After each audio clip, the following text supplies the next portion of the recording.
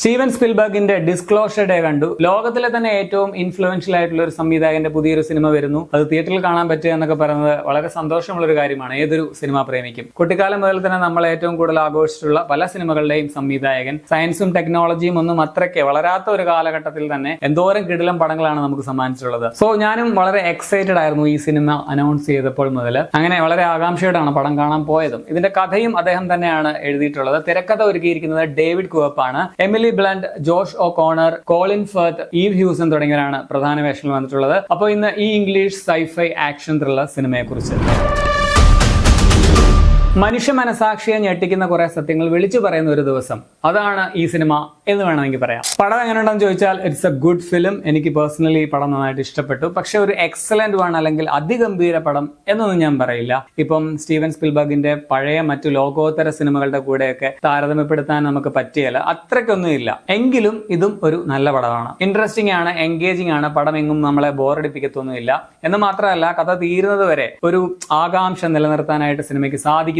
ചില thrilling moments ഒക്കെ പടത്തിലുണ്ട്. സ്പിൽബർഗിന്റെ കയ്യൊപ്പ് പതിഞ്ഞത് എന്ന് തന്നെ പറയാം. ഫസ്റ്റ് ഹാഫിനേക്കാൾ എനിക്ക് സെക്കൻഡ് ഹാഫ് കുറച്ചുകൂടി ഗംഭീരമായിട്ട് തോന്നി. അതുപോലെ ക്ലൈമാക്സും നല്ലതാണ്. എൻഡിങ്ങിനെ കുറിച്ച് രണ്ടഭിപ്രായം ചിലപ്പോൾ വന്നേക്കാം, പക്ഷെ എനിക്ക് ആ ഒരു അവസാനം ബ്യൂട്ടിഫുൾ ആയിട്ടാണ് എനിക്ക് തോന്നിയത്. ഈ മനുഷ്യത്വം എന്ന് പറഞ്ഞാൽ നിസ്സഹായരായിട്ടുള്ള മറ്റു മനുഷ്യരോട് തോന്നുന്ന കരുണയും സ്നേഹവും സഹതാപവും മാത്രമല്ല, അല്ലെങ്കിൽ സഹജീവികളോടും മൃഗങ്ങളോടും തോന്നുന്ന കരുണയും സ്നേഹവും മാത്രമല്ല, മനുഷ്യത്വം എന്ന വാക്കിന്റെ അർത്ഥത്തിന് കൂടുതൽ വ്യാപ്തിയുണ്ട് എന്ന് സിനിമ പറയുന്നുണ്ട്. സിനിമയുടെ ഒരു സയന്റിഫിക് വശവും ഉപയോഗിക്കുന്നത് അതിനാണെന്ന് പറയാം. ചില ഭാഗങ്ങൾ സംവിധായകന്റെ തന്നെ പഴയ പല മാസ്റ്റർ പീസ് സിനിമകളെ ഓർമ്മിപ്പിക്കുന്ന ഒരു ഹോമേജ് പോലെ തോന്നി എന്നും പറയാം. നായിക കഥാപാത്രത്തോട് ആദ്യം തന്നെ റിലേറ്റബിൾ ആയിട്ട് എനിക്ക് ഫീൽ ചെയ്തുകൊണ്ട് പടത്തോടും ഒരു ഇമോഷണൽ അറ്റാച്ച്മെന്റ് തോന്നിയായിരുന്നു. എമിലി ബ്ലണ്ട് ഗംഭീരമായിട്ട് തന്നെ മാർഗരറ്റ് എന്ന ഒരു നായിക കഥാപാത്രം ചെയ്തു വെച്ചിട്ടുണ്ട്. എത്ര പവർഫുൾ ആയിട്ടുള്ള നീചശക്തിയെയും കീഴ്പ്പെടുത്തുന്നത് അനുതാപം കൊണ്ടാണ് എന്ന് ആ ക്യാരക്ടർ പറഞ്ഞു വെക്കുന്നുണ്ട്. ഒരുപക്ഷെ പടത്തിന്റെ മെസ്സേജും അത് തന്നെയാണെന്ന് പറയാം. ജോഷ് ഒകോണർ അവതരിപ്പിച്ച ഡാനിയൽ ആണ് ഇഷ്ടപ്പെട്ടതിലെ മറ്റൊരു കഥാപാത്രം. വാർഡക്സിന്റെ ഹെഡായിട്ട് വന്ന കോളിൻ ഫർത്ത്, അതുപോലെ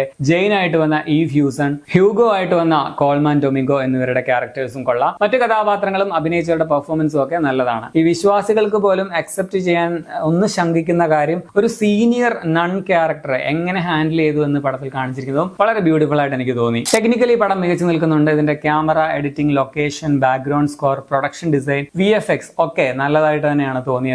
ഇനി ഇതിന്റെ നെഗറ്റീവ്സ് പറയുകയാണെങ്കിൽ, സൈഫൈ പടമാണ്, അതുകൊണ്ട് തന്നെ കിളി പറത്തുന്ന ഐറ്റംസ് ആകും മൊത്തം എന്ന് പ്രതീക്ഷിച്ച് നിങ്ങൾ കാണുകയാണെങ്കിൽ അത്രയ്ക്ക് സംഭവമായിട്ട് നിങ്ങൾക്ക് തോന്നുകയില്ല. സോ സാധാരണ സ്പിൽബർഗ് പടങ്ങളെ പോലെ കാലത്തിന് മുമ്പേ സഞ്ചരിച്ച ഒരു സ്ക്രിപ്റ്റ് ആയിട്ട് എനിക്കിത് തോന്നിയില്ല. അത്രയ്ക്ക് അപ്ഡേറ്റഡ് ആയിട്ടുള്ള ഒരു വൻ സംഭവമായിട്ട് ഫീൽ ചെയ്തില്ല. ചെറിയൊരു ഓൾഡ് സ്കൂൾ സ്വഭാവം പടത്തിൽ നിങ്ങൾക്ക് കാണാൻ പറ്റും. പടം ഒരു 70% ആക്ഷൻ ത്രില്ലർ തന്നെയാണ് എന്ന് പറയാം. ബാക്കി 30% ഒരല്പം സൈഫൈ അല്ലെങ്കിൽ ഫാന്റസി എലമെന്റ്സ് പടത്തിലുള്ളത്. അതുകൊണ്ട് തന്നെ പലപ്പോഴും ഒരു ജനറിക് ആക്ഷൻ സിനിമയുടെ ഒരു സ്വഭാവം സിനിമ കാണിക്കുന്നുണ്ട് എന്ന് പറയാം. സ്ഥിരം ആക്ഷൻ പടങ്ങളുടെ ടെംപ്ലേറ്റ് ഐറ്റംസ് ഒക്കെ ചിലത് ഇതിലും നമുക്ക് കാണാൻ പറ്റും. മാത്രമല്ല, ഇതിലെ ഒരു ക്യാറ്റ് ആൻഡ് മൗസ് ഗെയിം അല്ലെങ്കിൽ ഒരു ചേസ് പോലെ ഒരു സംഭവമുണ്ട്. ആ ഒരു പോർഷൻസ് ഇടയ്ക്ക് ഒരു ആവർത്തനം പോലെ ഫീൽ ചെയ്തായിരുന്നു. എങ്കിലും അതിലൊക്കെയും ഒരു സ്പിൽബർഗ് ടച്ച് ഉണ്ട് എന്ന് പറയാം. പിന്നെ എനിക്ക് പേഴ്സണലി തോന്നിയതാണ്, ഒരു 10 കൊല്ലം മുമ്പ് അല്ലെങ്കിൽ ഒരു 2010 ശേഷം ഉടനെ ഈ പടം വരികയായിരുന്നെങ്കിൽ ഇത് ഇപ്പോഴത്തേക്കാൾ കുറച്ചുകൂടി ഇമ്പാക്ട് ഉണ്ടാക്കിയേനെ എന്ന് തോന്നി. എങ്കിലും ഒരു ഫൺ ടു വാച്ച് എക്സ്പീരിയൻസ് ആണ്. സോ മൊത്തത്തിൽ നല്ലൊരു പടമാണ്. ഡീസന്റ് സൈഫൈ ആക്ഷൻ പടമാണ്. സ്പിൽബർഗിന് ഇപ്പോഴും ഈ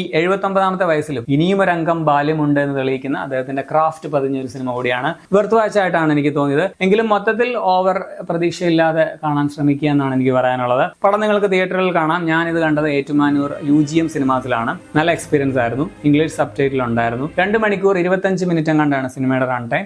18+ ഒന്നുമല്ല, എല്ലാവർക്കും കാണാവുന്നതാണ്. അപ്പൊ നിങ്ങൾ ഈ പടം കണ്ടുള്ളവരാണെങ്കിൽ നിങ്ങളുടെ അഭിപ്രായം കമന്റിൽ രേഖപ്പെടുത്തുമല്ലോ. ശരി എന്നാ.